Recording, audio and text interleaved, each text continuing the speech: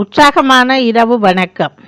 Sunrise செய்திக்காக இணையவள செய்தி தொகுப்புடன் நெதர்லாந்திலிருந்து செல்வி நித்யானந்தன். இலங்கைக்கு உத்தியோகபூர்வ விஜயம் மேற்கொண்டுள்ள அமெரிக்காவின் தெற்கு மற்றும் மத்திய ஆசிய விவகாரங்களுக்கான உதவி இராஜாங்க செயலாளர் பால் கபூர் நேற்றைய தினம் ஜனாதிபதி செயலகத்தில் ஜனாதிபதி அனுரகுமார திசாநாயக்காவை சந்தித்து இருதரப்பு பேச்சுக்களை முன்னெடுத்துள்ளார்.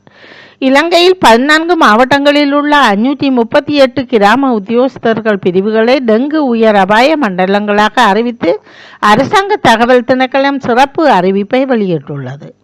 கொரோனா மொரக்க பகுதியில் அமைந்துள்ள கோரலய கிராமிய வங்கியொன்றின் பாதுகாப்பு பெட்டகத்தை உடைத்து அங்கிருந்த தங்க நகைகளை கொள்ளையிட்ட சம்பவம் ஒன்று பதிவாகி இருக்கிறது. பொதுபல சேனா அமைப்பின் பொதுச் செயலாளர் கலகொட அத்தே ஞானசார தேரருக்கு கொழும்பு நீதவான் நீதிமன்றம் விதித்த 9 மாத சிறை தண்டனையை கொழும்பு மேல் நீதிமன்றம் உறுதி செய்துள்ளது. இஸ்லாமிய மார்க்கத்தை அவமதிக்கும் வகையில் கருத்து வெளியிட்டு இனங்களுக்கு இடையிலான நல்லிணக்கத்தை சீர்குலைக்க செய்யப்பட்டார் என்ற குற்றச்சாட்டின் கீழ் இவருக்கு இந்த தண்டனை விதிக்கப்பட்டிருக்கின்றது. அஸ்வேசுமன் நலன்புரி கொடுப்பனவு திட்டத்தில் ஜூன் மாதத்திற்கான 2ஆம் கட்ட கொடுப்பனவுகள் இன்று முதல் வங்கி கணக்குகளில் வரவு வைக்கப்படும் என நலன்புரி நன்மைகள் சபை அறிவித்திருக்கின்றது.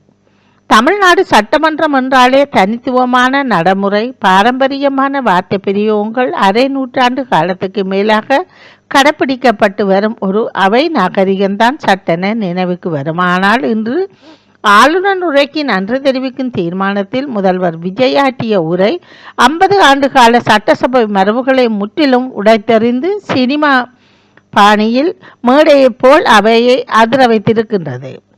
தமிழ்நாடு சட்டசபையில் ஆளுநர் உரைக்கு நன்றி தெரிவிக்கும் தீர்மானத்தில் மீதான விவாதம் நடைபெற்ற போது தமிழகத்தில் ஆங்காங்கே ஏற்படும் மின்வெட்டு பிரச்சனைகள் குறித்து எதிர்க்கட்சிகள் சட்டமன்றத்தில் கேள்விகளை எழுப்பினர். இதற்கு பதிலளித்து பேசிய முதலமைச்சர் விஜய் வேண்டுமென்றே சிலரின் நடவடிக்கையால் மின்வெட்டு ஏற்படுவதாகவும் விரைவில் இந்த மின்வெட்டு நிலைமை அறவே நீக்கப்படும் என்றும் கூறியுள்ளார்.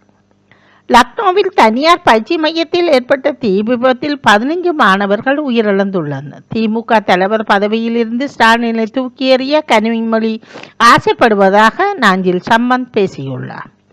சுவிஸ் மக்கள் ஐரோப்பிய ஒன்றியத்துடன் பொருளாதார உறவுகளை வலுப்படுத்தும் புதிய ஒப்பந்தத்துக்கு பெரும் ஆதரவு அளித்துள்ளனர். ரோய்ட்டர் வெளியிட்ட கருத்து கணிப்பின்படி 62% மக்கள் இந்த ஒப்பந்தத்திற்கு ஆதரவாக வாக்களிக்க தயாராக உள்ளனர்.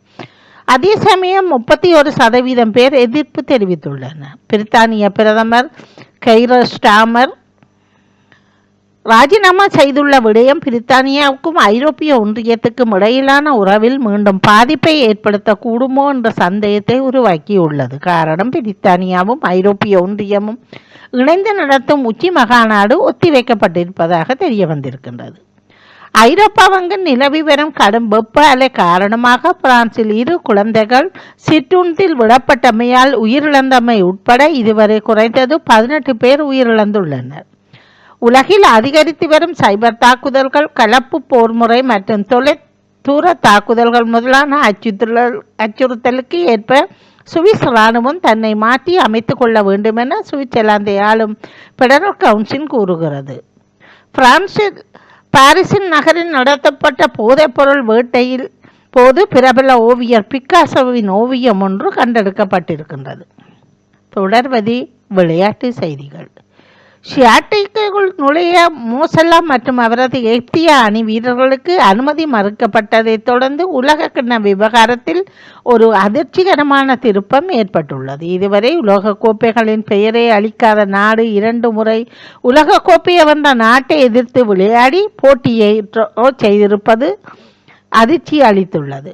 முதல் முறையாக உலகக்கோப்பை கால்பந்து போட்டிகளில் பங்கேற்றுள்ள கேப் வெர்டே அணி தனது 2வது போட்டியில் உருகுவையை எதிர்த்து 2-2 என கோல் கணக்கில் சமன் செய்துள்ளது.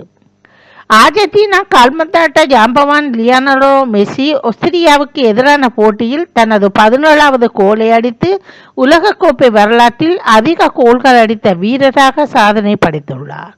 முன்னதாக ஜெர்மனியில் மிரோஸ்லாவ் கிளாஸே 16 கோல்களுடன் சாதனையை வைத்திருந்தார் என்பது குறிப்பிடத்தக்கது. மெஸ்ஸி அதை முறையடித்து உலக கோப்பை வரலாற்றில் புதிய அத்தியாயத்தை எழுதியிருப்பதாக தெரிய வந்திருக்கின்றது.